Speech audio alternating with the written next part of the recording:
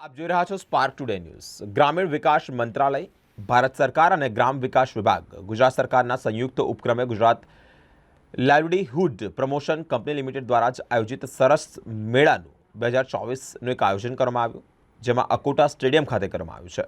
ગ્રામીણ મહિલાઓ માટે વૈકલ્પિક પ્લેટફોર્મ એટલે કે તેઓના વ્યવસાય આગળ વધે, ગ્રામીણ વિકાસ મંત્રાલય, ભારત સરકાર અને ગ્રામ વિકાસ વિભાગ ગુજરાત સરકારના સંયુક્ત ઉપક્રમે રાષ્ટ્રીય ગ્રામીણ આજીવિકા મિશન અંતર્ગત દેશના વિવિધ રાજ્યો તેમજ ગુજરાત રાજ્યના ગ્રામીણ મહિલા સ્વસહાય જૂથો દ્વારા ઉત્પાદિત કરવામાં આવતી કલાત્મક વિવિધ વસ્તુઓના વેચાણ દ્વારા સ્વસહાય જૂથોને બજાર વ્યવસ્થા પૂરી પાડે તેમજ સ્વનિર્ભર અને સશક્તિકરણ કરવાના શુભ આશયથી પ્રદર્શન સહ વેચાણ થાય તે હેતુથી જ સરસ મેળા 2024નું આયોજન કરવામાં આવ્યું હતું। આજે સરસ મેળો 2024નો શુભારંભ થયો છે। આજે ભારત સરકાર અને ગુજરાત સરકાર ગ્રામીણ વિકાસ દ્વારા સંયુક્ત કાર્યક્રમ ઉજવાઈ રહ્યો છે।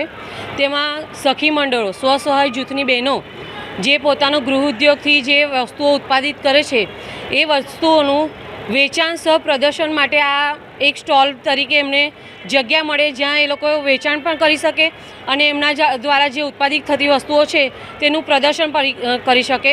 આજે સ્વસહાય જૂથોની બહેનો જે પણ પ્રગતિ કરી રહી છે, સરકારશ્રી તરફથી તેમને અનેક ક્ષેત્રોમાંથી લોન મળી રહી છે, જ્યારે સખી મંડળોમાં પણ આ બહેનો ગૃહ ઉદ્યોગમાં પાપડ છે, વડી છે, અત્યારે આ સાબુ છે, એવી અલગ અલગ વસ્તુઓ બનાવે છે, પણ એ વેચવા માટેનું એમના માટે કોઈ સ્થળ નથી હોતું।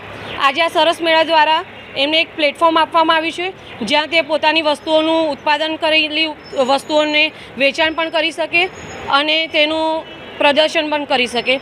મારી દરેક નાગરિકોને અપીલ છે કે આવી રીતે જે પણ મેળાઓનું આયોજન થાય છે ત્યાં એક વિઝિટ લે। આ મેળો 1 વીક સુધી ચાલવાનો છે, તો દરેક નાગરિકને મારી એક અપીલ છે કે ત્યાં આવી અને આ દરેક પ્રદર્શનમાં જે સ્ટોલ ઊભા કર્યા છે તેની મુલાકાત લે અને એના વિશે જાગૃત થાય અને સખી મંડળોને પણ પોતાના પગ પર ઊભા થવા માટેનો એક પ્રયત્ન મળે તે માટે આપણે પણ એમને સહકાર આપીએ। જય ભારત, જય માતાજી।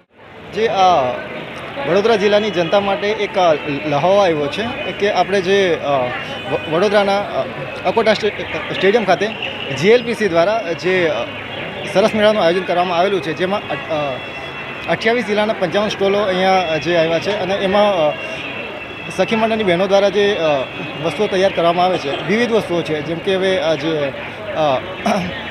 સાબુથી માંડીને પછી જે અમુક ઓઇલ છે પ્લસ હેન્ડીક્રાફ્ટ છે, ઘણી બધી વસ્તુઓ છે। તો વડોદરા જિલ્લાની જનતાને અપીલ છે કે એને નિહાળે અને એને પ્રોત્સાહિત કરે। Thank you. હા, વિમલ પટેલ, DRD ડાયરેક્ટર।